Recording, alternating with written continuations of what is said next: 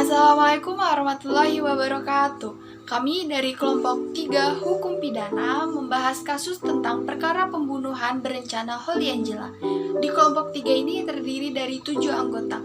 Yang pertama ada Ahmad Dendi Aliadi, yang kedua Erika Primatiara, yang ketiga Rizky Prasetyo, yang keempat Ronald Yuda Wijaya, yang kelima Sri Rahayu, yang keenam Yosi Lutfi Amelia, dan yang ketujuh Muhammad Wildan. Dan saya sendiri, Erika Primatiara, sebagai moderator. Niken Hayuwinanti, atau yang lebih dikenal dengan Holly Angela, yang lahir di Magelang pada tanggal 11 April 1976, pergi merantau ke Jakarta selepas SMA. Perkara pembunuhan ini bermula dari adanya hubungan asmara antara terdakwa dengan Holly Angela, si korban. Hubungan keduanya sudah terjalin sejak tahun 2007, serta keduanya telah menikah secara agama pada tanggal 31 Januari tahun 2011. Selanjutnya, sekitar 8 bulan setelah pernikahan, terdakwa mengalami pertengkaran hebat dengan korban. Kejadian pertengkaran tersebut seringkali diceritakan kepada Surya Hakim atau terdakwa di persidangan lain, yang merupakan supir pribadi dari terdakwa. Pada bulan April tahun 2013, terdakwa mengatakan pada Surya Hakim bahwa terdakwa sudah merasa jenuh dan meminta untuk mencarikan orang yang dapat memberi pelajaran terhadap Holly Angela. Terdakwa pada bulan Agustus tahun 2013 memberi ide penculikan kepada Surya Hakim dengan cara membius korban, serta memasukkannya ke dalam koper besar sehingga korban dapat diteror agar tidak mengganggu terdakwa di kemudian hari. Dengan adanya ide tersebut, maka Surya Hakim menyampaikan kepada Pago, Ruski Fridoli Manaek alias Ruski, dan El Rizky Yudhistira alias Haris. Setelah ide tersebut disetujui oleh tim eksekutor, maka Surya Hakim ditugaskan untuk mencari korban, bius, dan membuat peti untuk memasukkan tubuh korban. Selain itu, Surya Hakim juga ditugaskan untuk membeli 2 buah gitar listrik dengan tujuan untuk mengelabui penghuni apartemen agar tidak dicurigai isi peti tersebut. Adapun tugas maupun peran masing-masing peserta tindak pidana ialah sebagai berikut. Yang pertama, saksi Pago bertugas sebagai supir yang menunggu di lobi untuk membawa peti yang berisi korban. Yang kedua, saksi Ruski bertugas sebagai pelaku yang masuk ke dalam kamar Holly untuk melakukan pembiusan terhadap korban. Yang ketiga, saksi Haris bertugas untuk memegangi korban ketika dilakukan pembiusan. Selain ketiga peserta, tim eksekutor mengajak pula saksi Latif untuk mengawasi di lorong pada saat terjadinya penculikan. Pada akhir bulan September tahun 2013, terdakwa memberikan uang kepada Surya Hakim sebesar 250 juta dengan rincian untuk membayar tim Pago sebesar 200 juta dan operasional tim sebesar 50 juta. Selain menyerahkan uang, terdakwa juga menyampaikan kepada Surya Hakim agar melakukan penculikan pada saat dirinya sedang berada di Australia. Pada tanggal 28 September tahun 2013, atas informasi tersebut, Surya Hakim menghubungi Pago dan Latif untuk standby pada tanggal itu.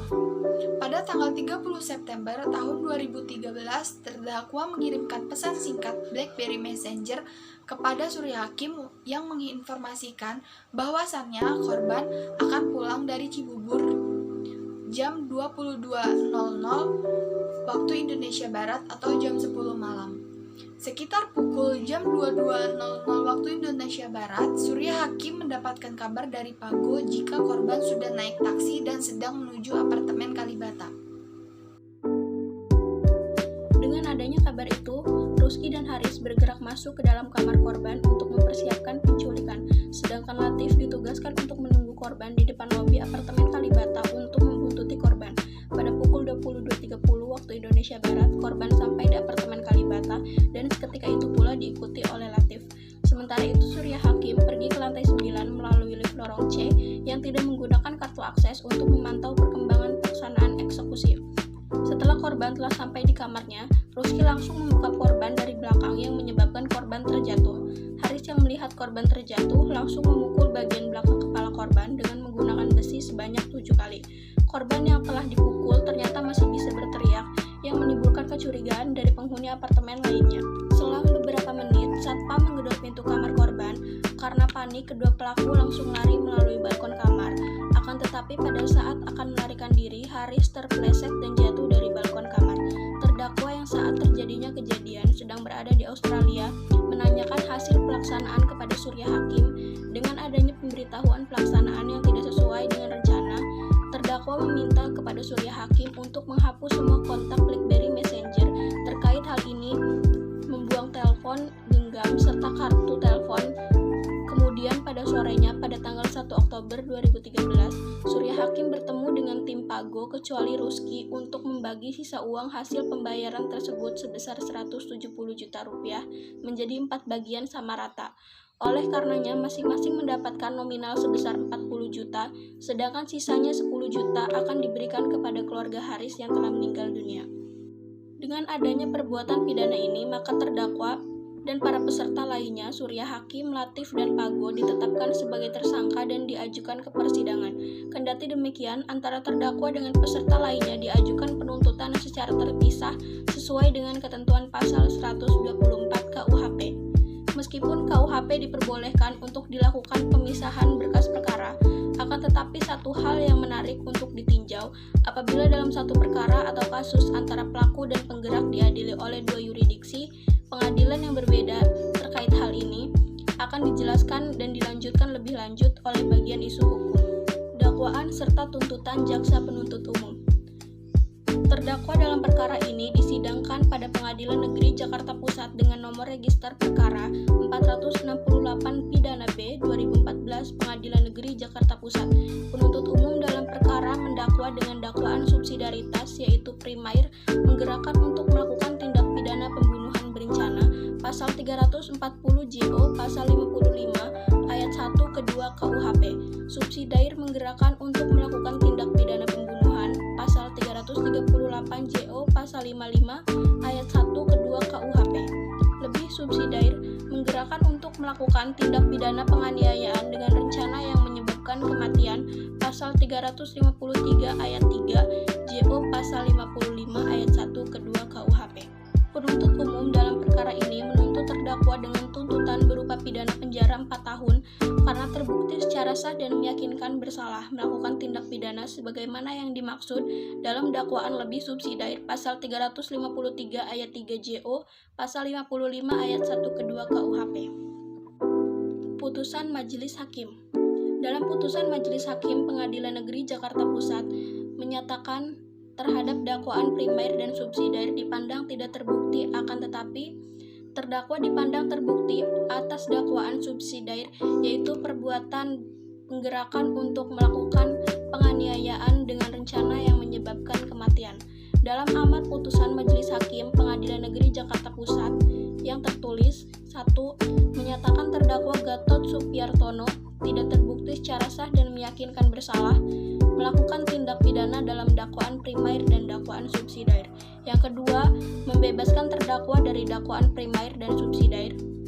Yang ketiga, menyatakan terdakwa terbukti secara sah dan meyakinkan bersalah melakukan tindak pidana dengan memberi janji atau menjanjikan sesuatu dengan menyalahgunakan kekuasaan atau martabat dengan kekerasan, ancaman atau penyesatan, atau memberi kesempatan, sarana, atau keterangan, sengaja menganjurkan orang lain supaya melakukan perbuatan penganiayaan dengan rencana lebih dahulu mengakibatkan kematian.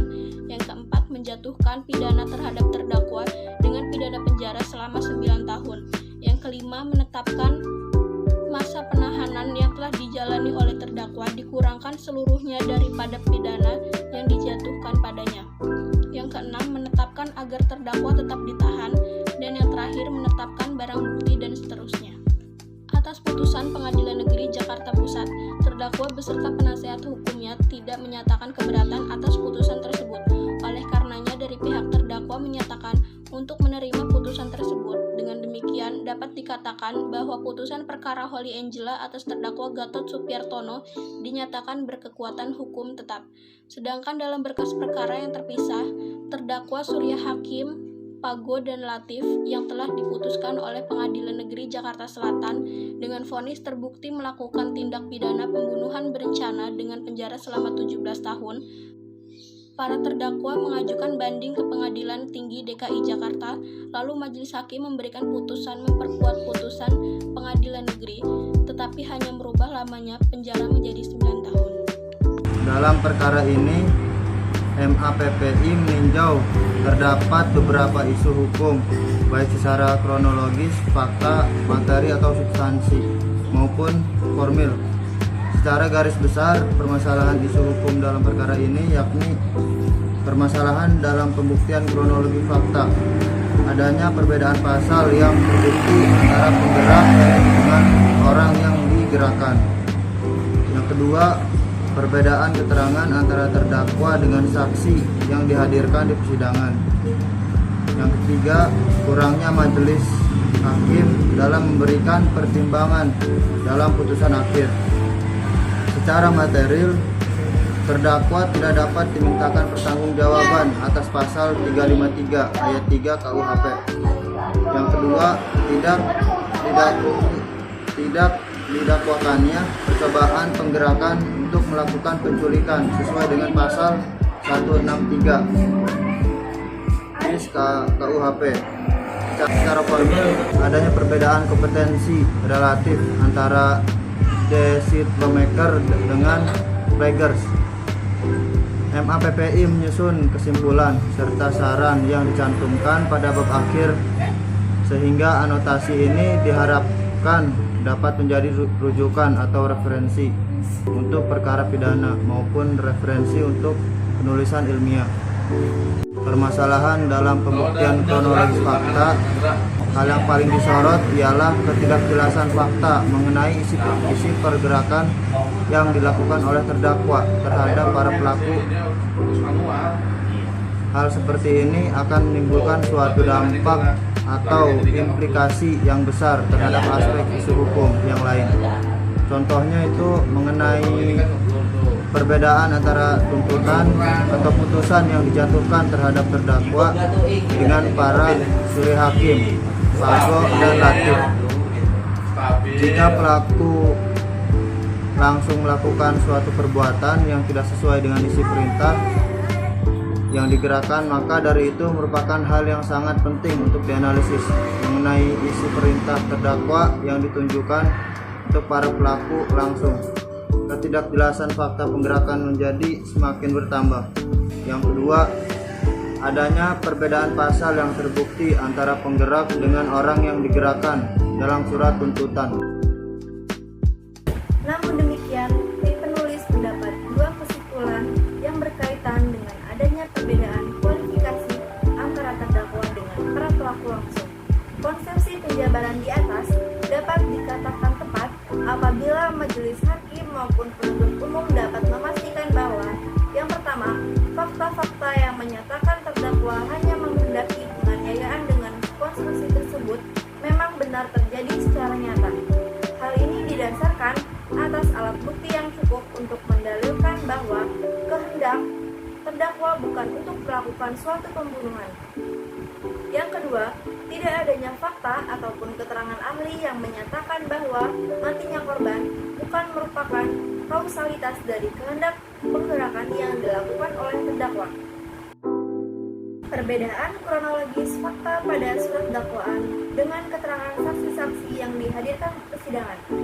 Kejanggalan fakta ditemukan ketika adanya keterangan saksi Pago, Surya Hakim, dan Abdul Latif di persidangan terdakwa yaitu Gatot yang berbeda dengan kronologi surat dakwaan. Bahkan, analisa fakta yang dibuat oleh majelis hakim pada putusan akhir. Selain itu, hal yang sangat membingungkan adanya perbedaan kronologi surat dakwaan pada perkara Gatot dengan kronologis fakta surat dakwaan dalam perkara para pelaku langsung, yaitu Surya Hakim, Pago, dan Abdul Latif. Oleh karenanya, terdapat dua permasalahan yang timbul dalam poin ini. Oleh karenanya, apabila dua poin di atas telah terpenuhi, maka sudah tepat apabila terdakwa diterapkan kualifikasi yang berbeda dengan orang yang digerakkan. Dapat ditegaskan dalam pembahasan berikutnya, perlu kita tinjau dua hal di atas, terkait fakta perintah penggerakan oleh terdakwa serta bagaimana majelis hakim dalam mempertimbangkan kualifikasi tindak pidana yang dilakukan oleh terdakwa.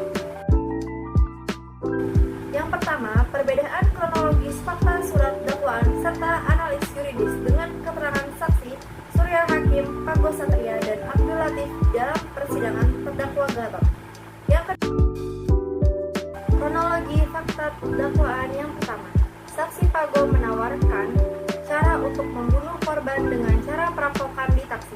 Akan tetapi, hal tersebut ditolak terdakwa dengan dalih hanya berniat untuk memberikan pelajaran pada korban. Berikut adalah keterangan terdakwa. Dan putusan 213/Pidana B/2014/Pengadilan Jakarta Selatan atas nama Pago Satria Permana. Dalam hal ini akan dibahas terlebih dahulu mengenai poin permasalahan yang pertama. Apabila dicermati dari keterangan saksi Pago, Surya Hakim, dan Latif di persidangan terdakwa, terungkap keterangan yang bertolak belakang dengan analis yuridis majelis hakim maupun kronologis fakta dalam surat dakwaan. Yang kedua, perbedaan kronologis fakta serta analis yuridis antara putusan nomor register 468/Pidana B/2014/Pengadilan Jakarta Pusat atas nama Gatot Supiartono dengan putusan Pengadilan Negeri Jakarta Selatan nomor register 239/Pidana B/2014/Pengadilan Jakarta Selatan atas nama Surya Hakim dan Abdul Latif dan oleh karenanya, fakta hukum jika terdakwa menggerakkan Surya Hakim untuk menculik hanya didasarkan oleh keterangan terdakwa saja. Permasalahan adanya perbedaan antara kronologis fakta yang ada di dalam surat dakwaan dengan keterangan saksi yang ada di persidangan. Maka perbedaannya dapat dilihat seperti berikut. Apabila penuntut umum mengendalikan terdakwa memerintah hanya untuk melakukan penculikan, akan menimbulkan pertanyaan alat bukti seperti apa yang memperkuat fakta tersebut. Hal ini dikarenakan Surya Hakim yang menerima perintah tersebut mengatakan bahwa terdakwa memerintah untuk membunuh korban dan menenggelamkan jasadnya di laut. Ketiga saksi tersebut di persidangan mengungkapkan fakta yang pada intinya mengatakan bahwa terdakwa mempunyai kehendak untuk menghabisi korban serta menghilangkan jasad korban. Merupakan suatu hal yang patut dicermati keterangan yang diberikan oleh ketiga terdakwa pada tahap penyelidikan maupun persidangan tidak dipandang begitu penting dalam pembuatan surat dakwaan dan putusan akhir. Dalam dakwaan penuntut umum tidak diuraikan adanya fakta yang menyatakan bahwa terdakwa memang berniat untuk membunuh korban, layaknya yang diungkapkan oleh para saksi pelaku. Padahal keterangan tersebut telah diberikan sejak tahap penyidikan, sehingga hal ini menimbulkan suatu kebingungan. Mengapa keterangan tersebut tidak dimasukkan dalam fakta kronologi surat dakwaan? Keterangan ini berdasarkan keterangan Surya Hakim. Sedangkan keterangan saksi pada persidangan, saksi Pago menawarkan cara untuk membunuh korban dengan cara perampokan di taksi. Akan tetapi, hal tersebut ditolak terdakwa dengan dalih agar jasadnya hilang tanpa ditemukan. Kronologi fakta dakwaan yang kedua, pada bulan Agustus 2013, di lantai 6 gedung BPK RI, terdakwa memberikan ide penculikan korban dengan cara membius sampai dengan lumpuh. Selanjutnya memasukkan ke dalam koper yang besar. Setelah itu, dibawa turun, lalu diberikan pelajaran dengan ditakut-takuti, diteror, dia tidak mengganggu lagi. Berikut adalah keterangan terdakwa. Keterangan saksi pada persidangan, terdakwa memberikan perintah untuk memberikan pelajaran dengan cara mematahkan leher korban, lalu mayatnya dibawa turun dengan menggunakan koper, lalu mayatnya dibuang ke laut dengan cara ditenggelamkan di daerah Banten. Berikut adalah keterangan dari saksi Surya Hakim yang diperkuat dengan keterangan saksi Pago. Barang bukti dan petunjuk lainnya. Tidak ada alat bukti ataupun barang bukti yang mendukung. Hal ini dikarenakan percakapan hanya dilakukan oleh dua orang, yakni terdakwa dan Surya Hakim. Barang bukti dan petunjuk lainnya. Pemberian ide tersebut hanya didengar oleh terdakwa dan Surya Hakim.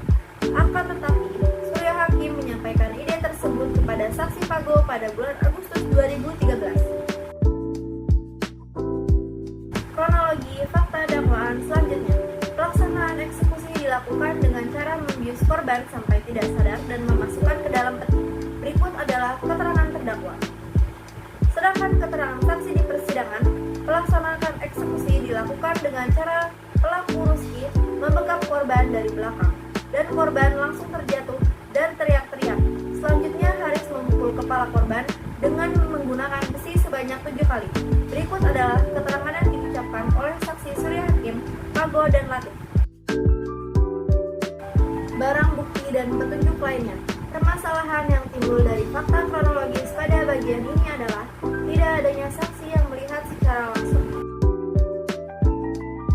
Sedangkan barang bukti dan petunjuk lainnya, dalam hal ini penuntut tidak dapat menghadirkan transkrip pesan singkat BlackBerry Messenger antara terdakwa dengan Surya Hakim. Oleh karenanya, tidak adanya alat bukti yang cukup untuk menjelaskan kronologis fakta ini. Dengan demikian, apabila dikomparasikan antara kronologis fakta dalam surat dakwaan pada perkara terdakwa Gatot dengan kronologis fakta pada perkara Surya Hakim, Pago, dan Abdul Latif ialah sebagai berikut. Kronologi fakta dakwaan selanjutnya. Pada hari Selasa, tanggal 1 Oktober 2013 dini hari, terdakwa BBM kepada Surya Hakim menanyakan hasil pelaksanaan penculikan korban. Berikut adalah keterangan terdakwa. Sedangkan keterangan saksi di pengadilan, pada hari Selasa tanggal 1 Oktober 2013 dini hari, terdakwa BBM kepada saksi menanyakan hal pelaksanaan pembunuhan korban. Berikut adalah keterangan dari saksi Surya Hakim yang diperkuat oleh keterangan Latif dan Pago. Adanya perbedaan fakta kronologis antara surat dakwaan dengan keterangan saksi di persidangan merupakan suatu permasalahan yang prinsipil. Hal ini disebabkan perbedaan keterangan tersebut akan mempengaruhi niat atau kehendak sesungguhnya dari terdakwa. Dengan adanya perbedaan ini, seharusnya penuntut umum dapat menghadirkan alat bukti atau barang bukti yang dapat memperjelas duduknya kronologis fakta. Apabila kita merujuk pada pernyataan di atas, maka akan didapatkan fakta bahwa penuntut umum hanya berdasarkan suatu fakta kronologis dari keterangan terdakwa di persidangan maupun penyidikan. Sedangkan keterangan terdakwa tersebut telah dibantah dengan keterangan saksi-saksi yang hadir di persidangan. Oleh sebab itu, masih terdapat suatu kekaburan kronologis fakta tersebut. Isi perintah terdakwa kepada Surya Hakim maupun peserta lainnya. Kekaburan tersebut bahkan semakin jelas apabila kita menguraikan poin yang kedua mengenai adanya perbedaan fakta di persidangan terdakwa dengan persidangan para saksi pelaku. Kendati terdapat perbedaan keterangan antara terdakwa dengan para saksi pelaku, akan tetapi merupakan suatu hal yang sangat janggal dan aneh. Jaksa penuntut umum membuat kronologis fakta surat dakwaan yang berbeda dalam perkara Gatot dan 2 perkara lainnya, menjadikan suatu pertanyaan. Tindakan jaksa yang membuat adanya 2 bekas surat dakwaan yang kronologis faktanya berbeda menimbulkan suatu ketidakpastian hukum. Dengan adanya permasalahan tersebut, seharusnya majelis hakim dalam perkara Gatot maupun perkara langsung dapat memberikan suatu pertimbangan terkait hal ini. Seperti yang telah dijelaskan, tidak adanya pertimbangan terkait keterangan Surya Hakim serta pelaku lainnya. Keterangan Surya Hakim, Pago, dan Latif. Yang pertama, ketiga saksi mengatakan bahwa bagian kepala korban dipukul menggunakan besi sebanyak 7 kali. Yang kedua, ketiga saksi mengatakan bahwa ketiganya tidak pernah bertemu dengan Rusky dan Haris. Sejak dipukul korban dengan besi, ketiganya juga tidak pernah masuk ke dalam kamar terjadinya tindak pidana setelah pemukulan. Permasalahan yang muncul, pada kenyataannya ketiga saksi tidak berada di dalam ruangan, serta tidak melihat secara langsung terjadinya tindak pidana tersebut. Pertanyaan yang muncul ialah mengapa ketiganya dapat mengetahui secara detail mengenai pelaksanaan pembunuhan tersebut, padahal ide awal pelaksanaan pembunuhannya menurut Surya Hakim dilakukan dengan cara mencekik atau mematahkan leher korban, bukannya dengan pemukulan besi. Yang kedua, berdasarkan visum et repertum, korban meninggal akibat kekerasan tumpul pada leher. Sedangkan saksi mengatakan pelaku Yang ketiga, berdasarkan barang bukti yang disita ditemukan adanya sebuah besi pipa panjang sekitar 32 cm yang diperoleh dari saksi Surya Hakim. Dengan demikian, adanya kekaburan fakta mengenai kronologis fakta dalam perkara ini seharusnya dapat diberikan pertimbangan oleh majelis hakim. Selain itu, majelis hakim seharusnya diharapkan dapat memberikan pertimbangannya. Apa yang dijadikan landasan analisa fakta secara yuridis dalam putusan akhir terutama mengenai isi perintah penggerakan yang dilakukan oleh terdakwa. Oleh karenanya, kendati apabila jaksa penuntut umum tidak dapat membuktikan tindak pidana dengan jelas, majelis hakim dapat mencari kebenaran material yang sesungguhnya terjadi dalam perkara ini. Terdakwa tidak dapat dimintakan pertanggungjawaban atas pasal 353 ayat 3 KUHP. Seperti yang telah disinggung pada pembahasan sebelumnya, terdapat perbedaan tindak pidana yang terbukti antara terdakwa dengan pelaku langsung. Terkait hal ini, MAPI berpandangan bukan merupakan sesuatu yang janggal dalam hukum pidana material. Kendati demikian, MAPI memandang seharusnya terdakwa tetap tidak dapat dimintakan pertanggungjawaban atas tindak pidana penganiayaan dengan rencana yang menyebabkan kematian. Hal ini dikarenakan pelaku langsung tidak melakukan perbuatan yang digerakkan oleh terdakwa. Sebelumnya, penulis akan membahas terlebih dahulu mengenai syarat-syarat terjadinya penggerakan dalam ajaran penyeretan. Moel Jatno mengatakan terdapat beberapa syarat adanya suatu pergerakan dalam tindak pidana, yakni yang pertama, harus ada orang yang mempunyai offset untuk melakukan perbuatan pidana dengan cara menganjurkan orang lain. Yang kedua, harus ada orang lain yang dapat melakukan perbuatan yang sengaja dianjurkan. Yang ketiga, cara menganjurkan harus dengan cara-cara atau salah satu cara daya upaya sebagaimana ditentukan dalam pasal 55 ayat 1 ke 2 KUHP. Yang keempat, orang yang dianjurkan harus benar-benar melakukan perbuatan. Dalam kasus ini, terdakwa menggerakkan para pelaku untuk melakukan penculikan dengan cara pembiusan, tetapi pelaku langsung melakukan suatu pemukulan yang menyebabkan kematian. Adanya perbedaan perbuatan antara pelaku langsung dengan terdakwa merupakan suatu bentuk dari penggerakan yang gagal. Terdakwa seharusnya tidak dapat dimintakan pertanggungjawaban pidana atas perbuatan pembunuhan yang dilakukan pelaku langsung. Bahkan tidak dapat dimintakan pertanggungjawaban pula atas perintah penggerakan untuk melakukan penganiayaan yang dipandang sebagai delik selesai.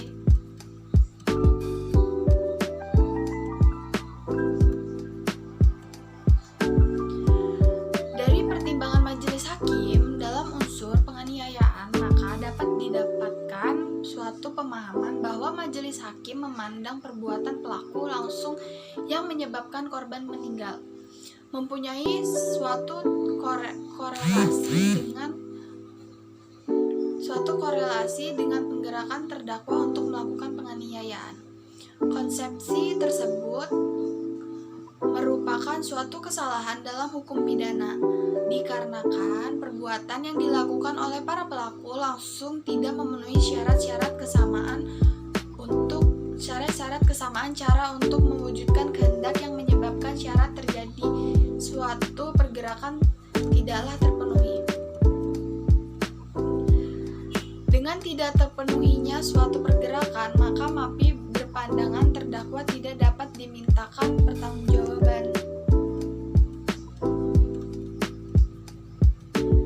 Dalam kasus ini, terdakwa hanya dapat dipertanggungjawabkan dengan pasal 163 bis KUHP untuk penggerakannya dalam tindakan pidana penganiayaan. permasalahan apabila perbuatan penggerakan tindak pidana penganiayaan dianggap sebagai suatu delik selesai dalam perkara ini. Terdakwa hanya dibatasi pertanggungjawabannya atas perintahnya untuk melakukan penganiayaan, sedangkan kejadian yang terjadi di lapangan merupakan pertanggungjawaban dari para pelaku langsung. Majelis hakim memandang perbuatan terdakwa yang menggerakkan untuk melakukan penganiayaan dengan pembiusan dipandang sama dengan perbuatan penganiayaan yang dilakukan pelaku dengan memukul kepala korban. Meskipun tujuan yang ingin dicapai ialah untuk melakukan penganiayaan, akan tetapi dengan adanya perbedaan cara, maka penggerakan tersebut tidak terjadi. Hal ini sesuai dengan pandangan Jatno mengenai syarat keempat terjadinya suatu penyeretan dalam bentuk penggerakan. Kendati apabila kita menggunakan kerangka pemikiran dari majelis hakim, maka akan timbul suatu kejanggalan berikutnya. Apakah melakukan pembiusan terhadap terdakwa merupakan suatu penganiayaan yang menyebabkan kematian? Kejanggalan tersebut disebabkan oleh implikasi dari kerangka berpikir majelis hakim yang seolah-olah menyamakan antara perbuatan penganiayaan yang diperintah oleh terdakwa dengan penganiayaan yang dilakukan oleh pelaku langsung.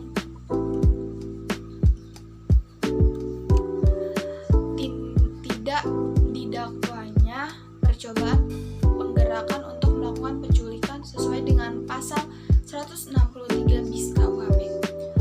Pelaku langsung yang tidak melakukan perbuatan yang digerakkan terdakwa menimbulkan suatu permasalahan apakah terdakwa dapat dimintakan pertanggungjawaban pidana. Dalam hukum pidana dikenal dengan adanya pergerakan yang gagal, yang terjadi apabila seseorang menggerakkan orang lain untuk melakukan suatu perbuatan yang diinginkan oleh orang yang menggerakkan tidak terjadi. Contohnya, A dengan memberikan sejumlah uang menggerakkan B untuk mencuri barang milik C, akan tetapi kejadian di lapangannya B tidak melakukan pencurian barang milik C.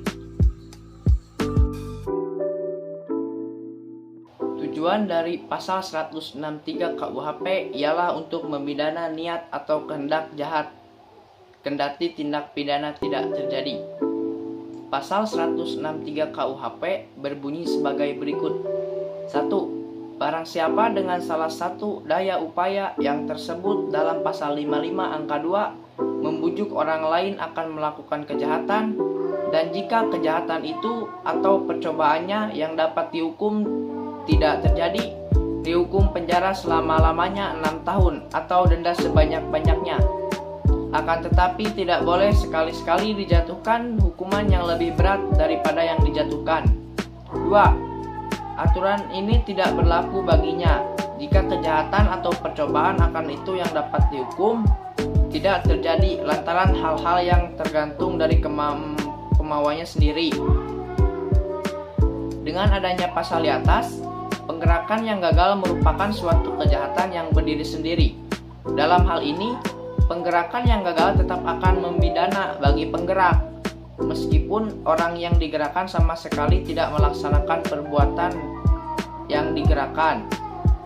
Dalam perkara ini, terdakwa tetap dapat dimintai pertanggungjawaban pidana, kendati para pelaku langsung tidak melakukan perbuatan yang digerakkannya. Oleh karenanya, terdakwa dianggap telah melakukan suatu pergerakan tanpa hasil. Dengan demikian, terdakwa dapat dimintakan pertanggungjawaban pidana dengan pasal 163 KUHP. Adanya perbedaan kompetensi relatif antara the witlocker dengan plagiars. Berdasarkan surat dakwaan, pembunuhan terhadap korban dilakukan di yurisdiksi Pengadilan Negeri Jakarta Selatan.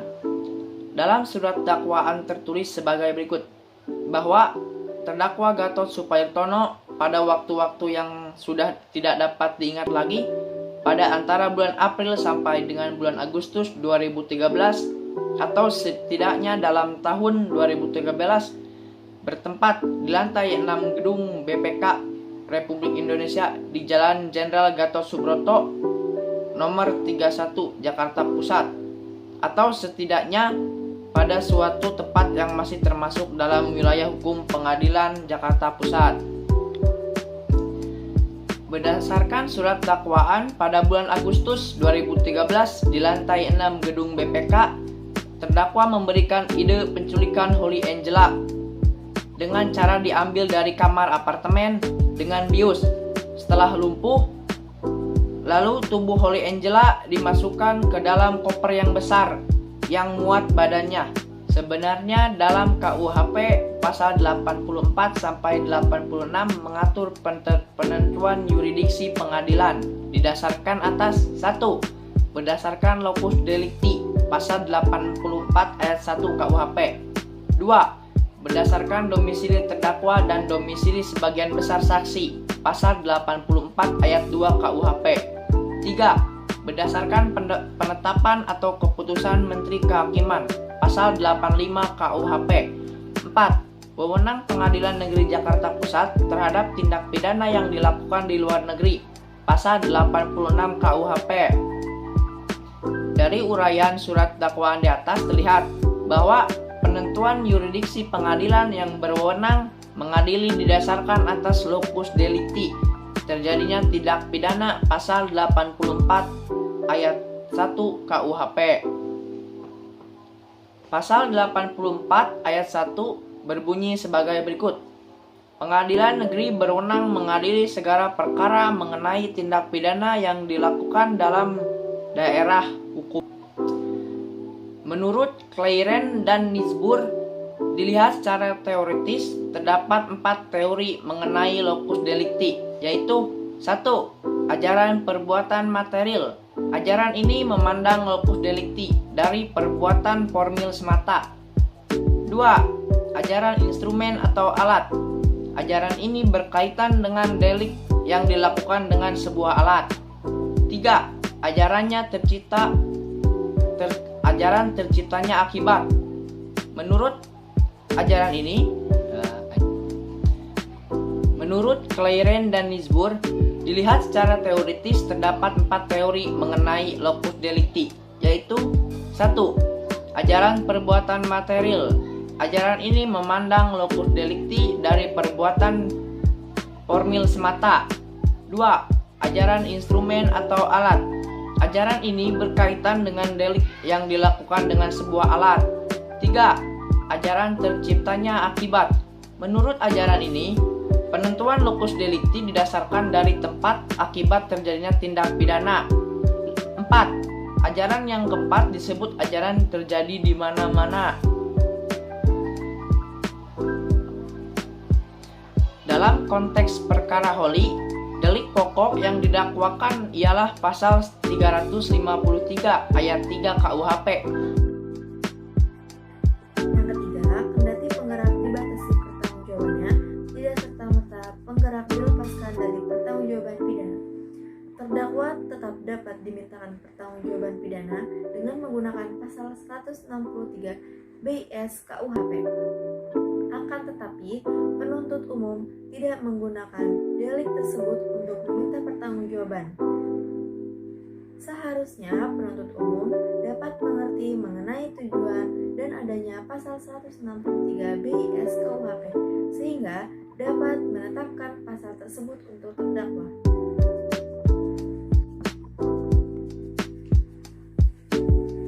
Adanya perbedaan.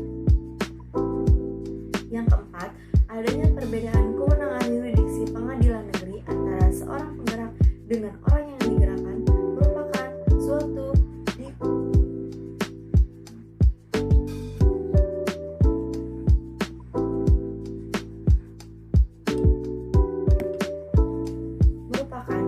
diskursus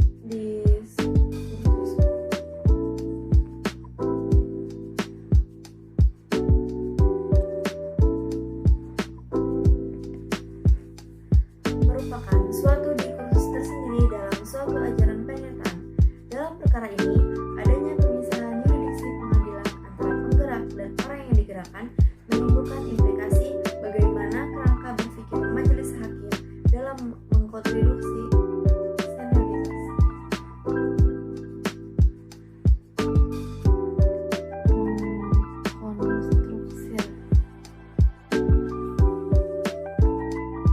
Bagaimana kerangka berpikir majelis hakim dalam mengkonstruksi asesoritas dari adanya ajaran penyertaan? Pandangan pertama, ada yang memaknai ajaran penyertaan sebagai delik berdiri sendiri. Sedangkan yang kedua, memahami ajaran penyertaan merupakan suatu delik yang tidak terlepas dari delik pokoknya. Dengan majelis hakim membedakan adanya dua yurisdiksi pengadilan, mengendalikan bahwa majelis hakim dan penuntut umum menyandang penyertaan merupakan suatu delik tersendiri. Berikut adalah beberapa saran dari kesimpulan di atas. Yang pertama, jaksa penuntut umum diharapkan dapat meningkatkan kompetensinya mengenai hukum pidana material, terutama yang berkaitan dengan konsepsi ajaran penyertaan, agar pada perkara berikutnya kesalahan penggunaan doktrin maupun penahanan tidak berulang kembali. Peningkatan kompetensi terkait hukum pidana material dapat dilakukan dengan pembinaan diklat teknis maupun fungsional dilakukan oleh Badiklat Kejaksaan Agung Republik Indonesia. Yang kedua, adanya dua berkas surat dakwaan yang kronologisnya saling bertentangan antara suatu perkara dengan perkara lainnya dalam satu kasus yang sama seharusnya dapat tidak terjadi. Merupakan suatu kebingungan tersendiri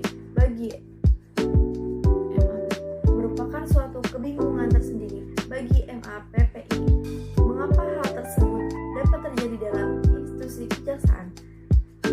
Seharusnya dalam gelar ekspos perkara maupun rencana dakwaan, tim pengendali perkara dapat melakukan suatu koordinasi mengenai kronologis dakwaan yang tepat untuk dijatuhkan kepada terdakwa. Apabila hal tersebut dilakukan maksimal secara, terutama tidak adanya investasi dari pihak luar, maka kejadian adanya perbedaan kronologis terkait isi terdakwa dapat tidak terulang kembali. Akan tetapi, mengenai perkara ini diusulkan agar jaksa muda, pengawan, atau komisi kejaksaan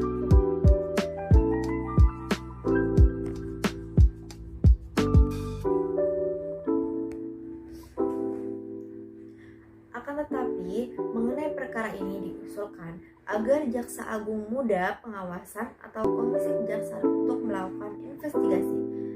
Selain itu, pihak Kejaksaan Agung dapat melakukan suatu eksaminasi perkara mengenai permasalahan seperti ini.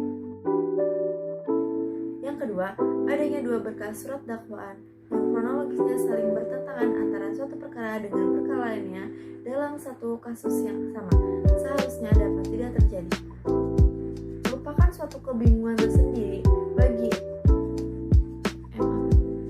suatu kebingungan tersendiri bagi MAPPI mengapa hal tersebut dapat terjadi dalam institusi kejaksaan. Seharusnya dalam gelar ekspos perkara maupun rencana dakwaan, tim pengendali perkara dapat melakukan suatu koordinasi mengenai kronologis dakwaan yang tepat untuk dijatuhkan kepada terdakwa. Apabila hal tersebut dilakukan maksimal secara, terutama tidak adanya investasi dari pihak luar, maka kejadian adanya perbedaan kronologis terkait isi terdakwa dapat tidak terulang kembali. Akan tetapi, mengenai perkara ini diusulkan agar jaksa muda, pengawan, atau komisi kejaksaan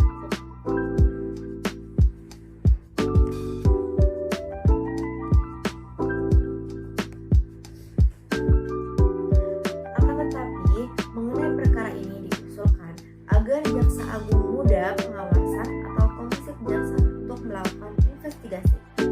Selain itu, pihak Kejaksaan Agung dapat melakukan suatu eksaminasi perkara